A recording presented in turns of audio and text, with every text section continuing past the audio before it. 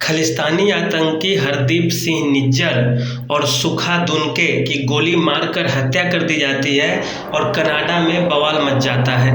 दरअसल कनाडा आजकल खालिस्तानी आतंकियों का मेन अड्डा बन गया है और वे भारत विरोधी गतिविधियों को वहीं से अंजाम दे रहे हैं। इसका सबसे बड़ा भुगतभोगी राज्य भारत का पंजाब है, जहां वे सारे एक साथ मिलकर अलग एक खालिस्तानी राज्य बनाने का मंशा अपने अंदर रखते हैं।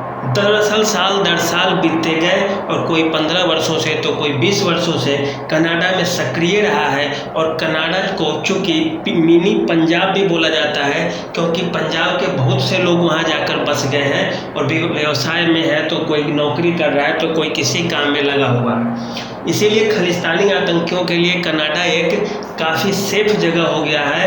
वे इसका आतंकी स्थान के रूप में इस्तेमाल करते हैं और अब तक भारत की सरकार इस मामले में चुप्पी साधे थी कि धीरे धीरे समय के साथ स्थितियां बदलेंगी, लेकिन ये दिनों दिन खराब होती जा रही है। ऐसी स्थिति में वहीं पर गैंगवार शुरू हो रहा है और एक गैंग के लोग दूसरे गैंग के लोगों को मार रहे हैं। इसी में हरदीप सिंह निज्जर और उसका जो दाहिना हाथ था वो भी मारा जाता है, जिसे सुखना नाम बोला जा रहा है, सुखना दोना करके।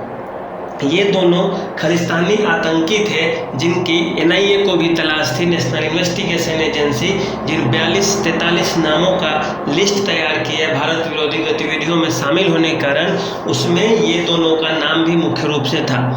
हरदीप सिंह निज्जर वहाँ पे एक सक्रिय संगठन में काम कर रहे थे और वे भारत विरोधी गतिविधियों को अंजाम दे रहे थे। यहाँ पंजाब में उनका कोई और गुर्गा है जो इन्हें हैंडल करता है। वे कभी लाल किले पर तिरंगा उतारने की कोशिश करते तो कभी कनाडा में भारतीय दूतावास के बाहर विरोध प्रदर्शन करते और हिंसा को उकसाते हैं। भारत सरकार भला कब तक चुप बैठने वाली थी। भारत सरकार ने कनाडा की सरकार को इस चीज़ से अवगत भी करा दिया।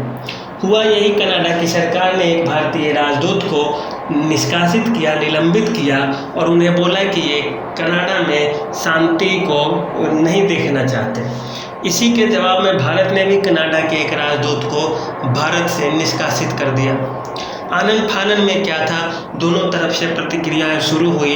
भारत सरकार ने एडवाइजरी जारी की अपने नागरिकों को कि कनाडा में आप घूमने से पहले थोड़ा ध्यान रखें, अपना ख्याल रखें, और इसके तुरंत बाद ही कनाडा से भारत आने वाले नागरिकों के ऊपर पाबंदी लगा दी गई है। दरअसल अब कनाडा से कोई भी फ्लाइट भारत नहीं आने वाली है और न तो कोई भारतीय नागरिक या कनाडाई नागरिक कनाडा से बिना भारत सरकार की अनुमति के भारत आ पाएंगे। पूरी दुनिया में हड़कंप मच गया। अमेरिका, ब्रिटेन, फ्रांस, ऑस्ट्रेलिया सभी की तरफ से बयान आने लगे और सभी एक मुंह से बोलने लगे कि भारत ऐसा आज तक नहीं किया है, आगे भी करेगा या नहीं करेगा, ये तो विचारणीय चीज़ें हैं। दरअसल आतंकी आज तक इसी मंसूबे में थे कि हम कनाडा में काफ़ी सुरक्षित हैं और हम यहाँ से कुछ भी कर सकते हैं, लेकिन अब उनके साथ ऐसी स्थिति नहीं है। वे कनाडा में भी मारे जा रहे हैं, वहाँ भी उनके खिलाफ प्रतिक्रियाएं हो रही है और इसी से कनाडा की सरकार और खालिस्तानी आतंकी दोनों अपने सदमे में चले गए हैं।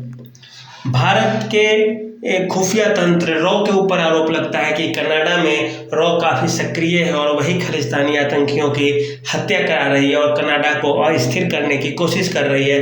लेकिन भारत सरकार ने इसका सिरे से इस विचार को खारिज कर दिया है कि हम किसी दूसरे देश में जाकर किसी की शांति को भंग करने की कोशिश नहीं करते। अब सारी दुनिया में यही कयास लगाए जा रहे हैं कि खालिस्तानियों से नुकसान तो केवल भारत को था, तो दूसरा देश इसमें क्यों दिलचस्पी लेगा। दरअसल यह भी हो सकता है भारत और कनाडा के संबंध को खराब करने के लिए कोई दूसरा देश इसमें अपना हाथ आजमा रहा है और इसे लेकर ही चिंता व्यक्त की जा रही है। आगे 25 सितंबर को कनाडा में एक प्रदर्शन होने वाला था जो भारत विरोधी प्रदर्शन था खालिस्तानियों के द्वारा, लेकिन ये ऐसा बवाल मच गया है उसमें इस तरह से कि इस पर अब पूरी दुनिया की नज़र आ जाएगी कि सचमुच कनाडा में भारत विरोधी ताकतें सक्रिय हो रही है। अगर हो रही है तो उस पर लगाम लगनी चाहिए, वरना उत्तर अमेरिकी देशों से भारत के संबंध उतने अच्छे नहीं रहेंगे जितने कि अभी हैं।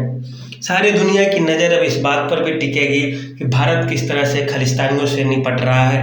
दरअसल भारत के पंजाब राज्य में अभी अरविंद केजरीवाल की सरकार है कि उनके लिए खुद चुनौती बन जाएगी कि हम किस तरह से पंजाब को बदनाम होने से, पंजाब को आतंक के मुंह में जाने से खुद को बचा लें। केंद्र में भाजपा की सरकार दक्षिणपंथी सरकार है, उसके लिए तो यह काफ़ी इज्जत और प्रतिष्ठा का चीज हो जाएगा कि फिर से एक देश विरोधी दूसरा कश्मीर पंजाब हमारा न बन पाए, इसलिए हम पहले से ही सक्रिय हो जाए। तो ये खालिस्तान आतंकियों को लेकर हमारे अब तक के जो पूर्ववर्ती कांग्रेस की सरकार की काफ़ी नरम नीति रही है, क्योंकि कांग्रेस ने कभी इसके लिए बहुत मजबूत और ठोस एक्शन नहीं लिया है। लेकिन मोदी सरकार उन्हें छोड़ने वाली तो है नहीं, ये उन्हें जहां तक जाएंगे, वे जिस बिल में छुपे होंगे वहां तक खोलकर खालिस्तानी आतंकियों का सफाया करेगी या उनका सरेंडर करवाएगी। अब भारत में खालिस्तानी आतंकियों की खोजबीन काफ़ी तेज हो जाएगी और उन पर नकेल कसने के लिए केंद्रीय एजेंसियां भरपूर कोशिश करेंगी। वे भारत हो या कनाडा हो या अमेरिका हो या जापान हो, जहां कहीं भी होंगे उन्हें खोज के लाया जाएगा, खोज के निकाला जाएगा। और यदि वे शक्ति प्रदर्शन करेंगे तो उनके साथ भारत की सरकार शक्ति से निपटने में कोई कदम नहीं छोड़ेगी और वे जहाँ कहीं भी होंगे नेस्तनाबूद होंगे, बर्बाद हो जाएंगे। तो यही रहा, भारत के विदेश मंत्रालय ने भी इसके लिए प्रतिक्रिया दी है। सारी एजेंसियां चौकस हो गई है।